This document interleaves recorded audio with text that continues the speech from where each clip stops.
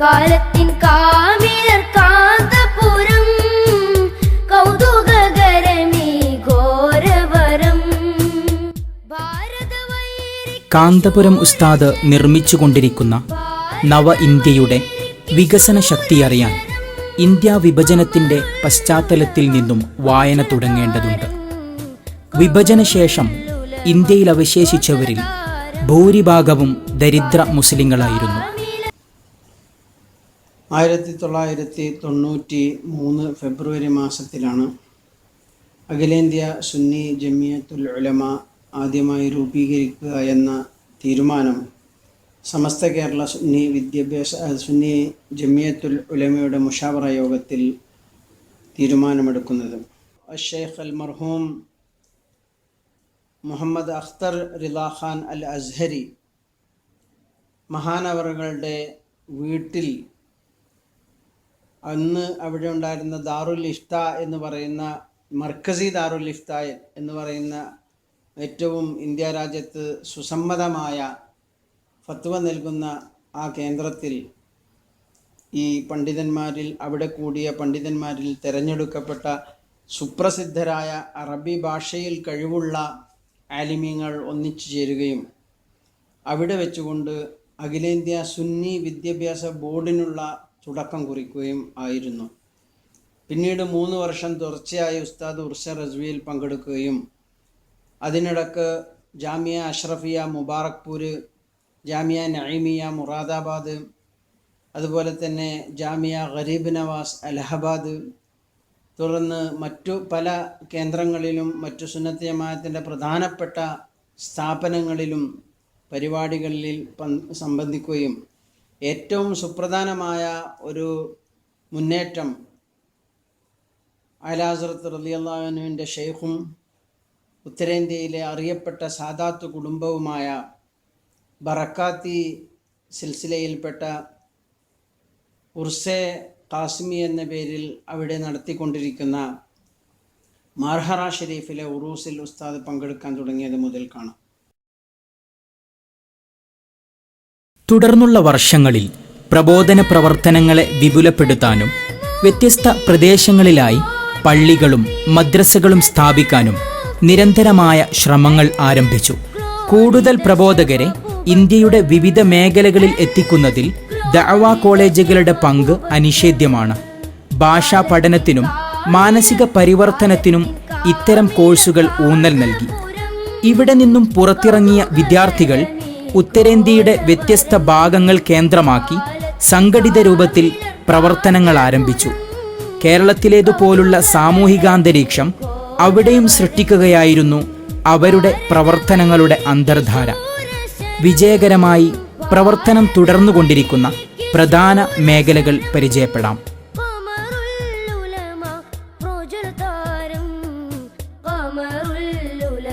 ബംഗാളിലെ പ്രമുഖ പണ്ഡിതന്മാരുമായുള്ള കാന്തപുരം ഉസ്താദിന്റെ സൗഹൃദ ഫലമായാണ് ബംഗാൾ കേന്ദ്രമായി പ്രവർത്തിക്കുന്ന ത്വയ്ബ ഗാർഡൻ പിറവികൊള്ളുന്നത്.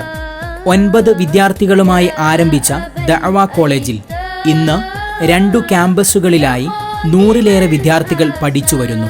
ഒറീസ, ബംഗാൾ, ആസാം, ജാർഖണ്ഡ് എന്നിവിടങ്ങളിലായി 5 പബ്ലിക് സ്കൂളുകളും നടത്തിവരുന്നു.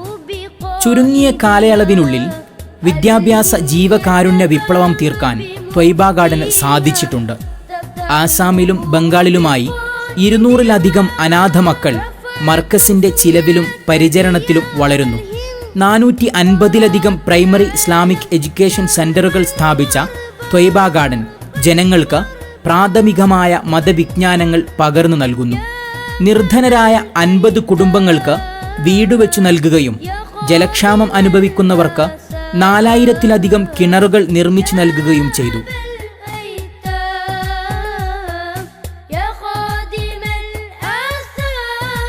കാശ്മീർ മുഖ്യമന്ത്രിയായിരുന്ന മുഫ്തി മുഹമ്മദ് സഈദ് മർക്കസ് സന്ദർശിച്ച് സവിശേഷ താൽപ്പര്യമെടുത്തതിൻ്റെ അടിസ്ഥാനത്തിലാണ് കാശ്മീരിൽ മർക്കസ് പ്രവർത്തനമാരംഭിക്കുന്നത്.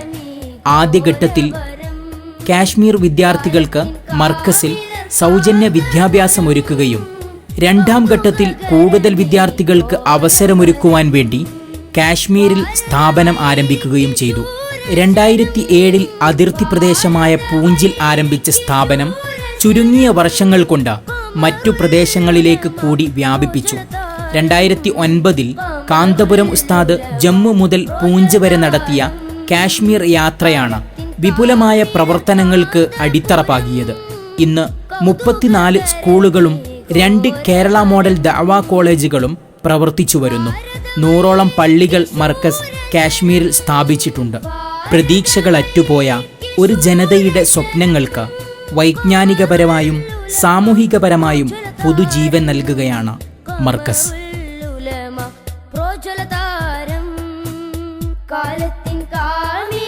ഗുജറാത്ത് കലാപാനന്തരം അതിദാരുണമായി കൊണ്ടേയിരുന്ന മുസ്ലിം സ്ഥിതിവിശേഷങ്ങളിലേക്കാണ് കാന്തപുരം ഉസ്താദ് കടന്നു ചെന്നത്. ഒരു പ്രൈമറി സ്കൂളിൽ തുടങ്ങി 10,000-ഓളം വിദ്യാർത്ഥികൾ പഠിക്കുന്ന ഒരു ബൃഹത് പദ്ധതിയിലേക്ക് 15 വർഷത്തെ ചുരുങ്ങിയ കാലം കൊണ്ട് ഗുജറാത്ത് മർക്കസ് വളർന്നു. ഇൻ്റഗ്രേറ്റഡ് ഇസ്ലാമിക് കോളേജും പ്രൈമറി നീഡ് സെൻ്ററും ഓഫൻ കെയറും ഇന്ന് അതിൻ്റെ ഭാഗമാണ്. വിവിധ മതക്കാർ വ്യത്യസ്ത ഇടങ്ങളിൽ താമസിക്കുന്ന അവസ്ഥയാണ് ഗുജറാത്തിൽ. ഒരേ മതത്തിലെ ആളുകൾ തന്നെ ജാതിക്കനുസരിച്ച് പ്രത്യേക ഇടങ്ങളും കണ്ടെത്തുന്നു. പരസ്പരം അറിയാനുള്ള അവസരങ്ങൾ അടഞ്ഞു പോകുന്ന ഇത്തരം പരിതസ്ഥിതിയിൽ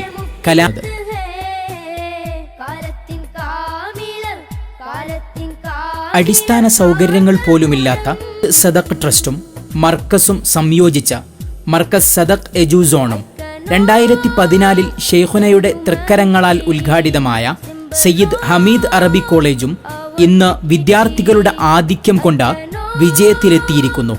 മത ഭൗതിക സമന്വയ വിദ്യാഭ്യാസ സംരംഭങ്ങൾ തമിഴ്നാടിന് അന്യം നിന്ന സന്ദർഭത്തിലാണ് integrated Islamic and engineering college ജന്മം കൊള്ളുന്നത്. ഇതിലൂടെ സൃഷ്ടിച്ച നവോത്ഥാന മുന്നേറ്റങ്ങൾ നിസ്തുലമാണ്.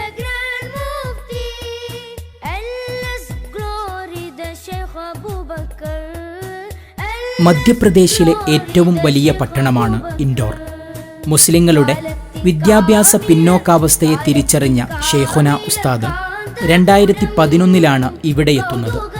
ഇവിടെ പ്രവർത്തിക്കുന്ന പക്കീസ എജു ഗ്രൂപ്പുമായി ചേർന്ന് സുന്നി വെൽഫെയർ കമ്മിറ്റി സ്ഥാപിക്കുകയും മതഭൗതിക സമന്വയ വിദ്യാഭ്യാസം സജീവമാക്കാനുള്ള നടപടികൾ ആരംഭിക്കുകയും ചെയ്തു. ഇന്ന് ഇൻഡോറിലെ വ്യത്യസ്ത സ്ഥാപന സമുച്ചയങ്ങളിലായി 3000-ലധികം വിദ്യാർത്ഥികൾ സൗജന്യമായി അറിവ് നുകരുന്നു.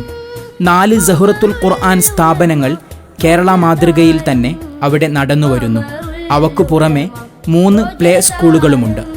മധ്യപ്രദേശ് ബോർഡ് സിലബസ് പിന്തുടരുന്ന 3 സ്കൂളുകൾ മർക്കസിന്റെ നേതൃത്വത്തിൽ ഇവിടെ മാത്രമായുണ്ട്. ബിരുദവും ബിരുദാനന്തര ബിരുദവും നേടുന്നതോടൊപ്പം ആലിം കോഴ്സും വിജയകരമായി പൂർത്തിയാക്കുന്ന ദഅവ കോളേജുകളിൽ ഇപ്പോൾ 150 വിദ്യാർത്ഥികളുണ്ട്. RCFIയുടെ നേതൃത്വത്തിൽ 15ഓളം പള്ളികളും ഒട്ടേറെ കുഴൽക്കിണറുകളും സ്ത്രീകൾക്കായി ഗ്രാമങ്ങളിൽ തയ്യൽ കേന്ദ്രങ്ങളും സ്ഥാപിച്ചു നൽകിയിട്ടുണ്ട്. 8 പ്രൈമറി എജു സെന്ററുകളും വിജയകരമായി പ്രവർത്തിച്ചു വരുന്നു. എല്ലാത്തിനുമുപരി പക്കീസ മർക്കസ് നോളജ് സിറ്റി ഇൻഡോറിലെ 50 ഏക്കർ സ്ഥലത്ത് പൂർത്തിയാകാൻ പോവുകയാണ്.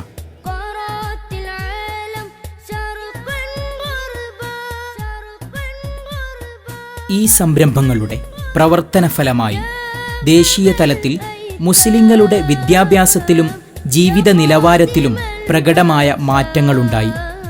കുട്ടികളിൽ പരിവർത്തനങ്ങളുണ്ടാക്കുന്നതിന് അവരെ കേരളത്തിലെത്തിച്ച് അറിവ് നൽകുന്ന മർക്കസ് സ്കൂളുകൾ ശ്രദ്ധേയമാണ്.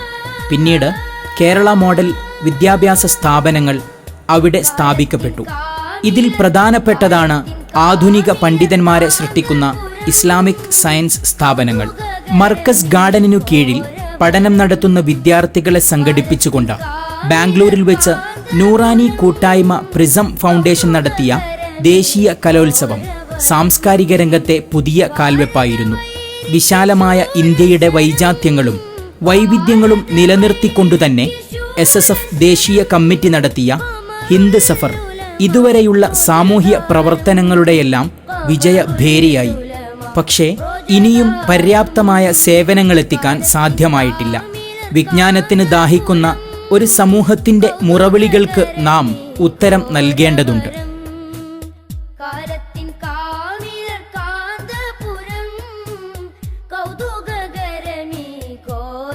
മുഗൾ ഭരണകാലത്ത് തന്നെ ഇന്ത്യയിൽ നിലനിന്നിരുന്ന മുസ്ലിം മത നേതൃപദവിയാണ് ഗ്രാൻഡ് മുഫ്തി. ആല ഹസ്രത്ത് അഹമ്മദ് റസാഖാന്റെ പണ്ഡിത കുടുംബമാണ് ഈ സമ്പ്രദായത്തെ കൂടുതൽ വ്യവസ്ഥാപിതമാക്കിയത്. ഉത്തരേന്ത്യയിൽ ചിതറിക്കിടക്കുന്ന സുന്നി വിഭാഗങ്ങളും 400-ൽ കൂടുതൽ പ്രമുഖ പണ്ഡിതന്മാരും അനേകം ദർഗ കമ്മിറ്റികളും ഒരുമിച്ചാണ് ഉസ്താദിനെ ഗ്രാൻഡ് മുഫ്തിയായി പ്രഖ്യാപിച്ചത്. കൂടുതൽ കേന്ദ്രീകരണം ആവശ്യപ്പെടുന്ന ഉത്തരേന്ത്യൻ സാമൂഹിക വളർച്ചയെ ഫലപ്രദമാക്കാൻ എല്ലാവരുടെയും അംഗീകാരം ലഭിച്ച ഗ്രാൻഡ് മുഫ്തിക്ക് മാത്രമേ സാധിക്കുകയുള്ളൂ. പാരമ്പര്യ സൂഫിധാരയിലുള്ള പണ്ഡിതൻ എന്നതിലുപരി അന്താരാഷ്ട്ര ബന്ധങ്ങൾ, മാധ്യമ നിലപാടുകൾ, സംഘടനാ മികവ് തുടങ്ങിയ കാര്യങ്ങളിൽ ഉസ്താദ് മികച്ചു നിൽക്കുന്നു. ഉസ്താദിനെ തിരഞ്ഞെടുക്കുന്നതിൽ പ്രധാന പങ്ക് വഹിച്ച ഇന്ത്യയുടെ 22 സംസ്ഥാനങ്ങളിൽ പ്രവർത്തിക്കുന്ന ഓൾ ഇന്ത്യ തൻസീമുൽ ഉലമായ ഇസ്ലാമിയുടെ ചെയർമാൻ ഷിഹാബുദ്ദീൻ അസ്ഹരിയുടെ വാക്കുകൾ നിലവിലെ സാഹചര്യത്തിൽ പ്രസക്തമാണ്.